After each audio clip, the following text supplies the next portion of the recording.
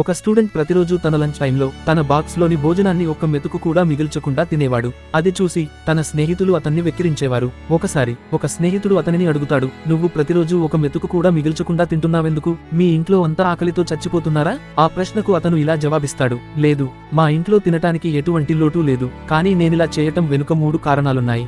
మొదటది మా నాన్నపై ఉన్న గౌరవం. ఆయన మా కోసం ఎంతో కష్టపడి మాకు భోజనం పెడుతున్నారు.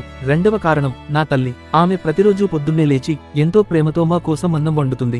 ఇక 3వ కారణం ఏమిటంటే పగలు రాత్రి ఎండా వాన కష్టం నష్టం అని తేడా లేకుండా మనందరికీ అన్నం పెడుతున్న మన దేశపు రైతులపై ఉన్న గౌరవం వలన. ఆ పిల్లాడి మాటలు విని అతని స్నేహితులు సిగ్గుతో తలవంచుకున్నారు. ఈ వీడియో చూసే వాళ్లందరికీ చిన్న విన్నపం, ఎప్పుడూ భోజనాన్ని వృధా చేయవద్దు. ఎందుకంటే మనం ఆకలితో పడుకున్న రోజునే ఒక్కొక్క మెతుకు విలువ మనకు తెలిసి వస్తుంది. అన్నాన్ని అగౌరవపరచటం అంటే దానిని గౌరవించమని చెప్పిన మన సంస్కృతిని మనం అగౌరవపరుచుకున్నట్టే. ఈ వీడియో మీకు నచ్చినట్లయితే ఒక లైక్ చేయండి. మీ అభిప్రాయాన్ని కామెంట్